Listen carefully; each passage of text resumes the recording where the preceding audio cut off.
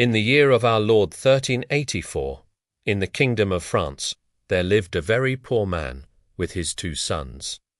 And this family lived in a small village at the foot of an enormous mountain. And every day this poor man would get up early in the morning, grab his pickaxe, and go up into that mountain to dig for stones. For he was a stonemason, and he needed these stones to make buildings and earn a little money.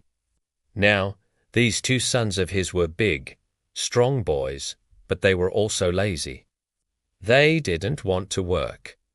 And so their father told them, "When I come home from work tonight, if you have not cleaned the house and chopped some wood, you will have no supper." So the boys said, Okay, don't worry, Dad." But when the father came home that evening, the house was still dirty, and there was still no wood chopped. And so the boys had no supper, just like their father had promised. Then the eldest son said, "I am so hungry I could eat a horse."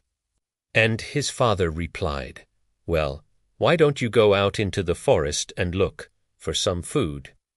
So the boy did. He went out into the dark forest and walked around until he saw a magnificent white horse. And that horse was eating from a trough that was filled with oats. And the boy thought, "Oh, this is perfect. I can kill this horse, take it back to my village, and then my father and my brother and I will have something to eat." But when he got closer, he realized that that horse was being guarded by a ferocious-looking knight.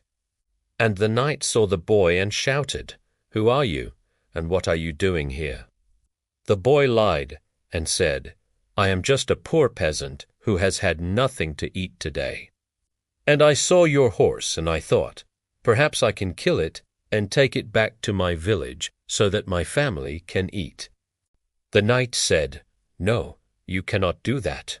This horse is mine. And if you want something to eat, you can do me a favor, and I will give you some food." The boy asked, "What kind of favor?" And the knight said, "Up ahead there is a fierce dragon. And every day the dragon comes down from his cave and terrorizes my men. If you go up into that dragon's cave and bring me back one of his teeth, I will give you anything that you want." So the boy said, "Okay," and went up to the mouth of the dragon's cave.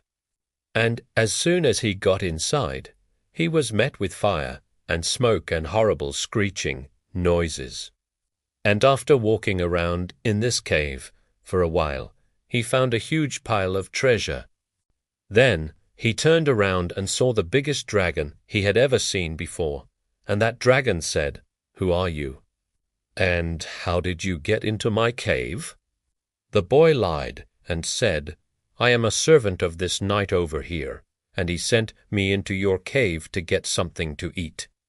The dragon said, "Well, you can't have any of that unless you defeat me in a game." And the boy asked, "What kind of game?" The dragon said, "We will play a game called Thumb War, and if I beat you, then I will eat you. But if you beat me, then I will let you take whatever you want from my cave." The boy agreed, and they began playing Thumb War, and to his great surprise, the boy beat the dragon. And so the dragon allowed him to take whatever he wanted, and even gave him a sack full of gold coins. Then the boy left the cave, went back to the knight, and said, "Here is one of your dragon teeth." The knight was impressed and said, "You are a brave young man. You may ask for anything you want." The boy said, "Well, actually, I am very poor and I have 2 younger brothers. So if you wouldn't mind, I would like you to give them each a bag of gold coins so that we can use it for whatever we need." The knight said, "Of course," and gave each of the boys a sack full of gold. Then the knight returned to his castle, and the 3 poor brothers went to their village, each with a sack full of gold coins. And They never had to work a day in their lives again. And so they lived happily ever after. The end.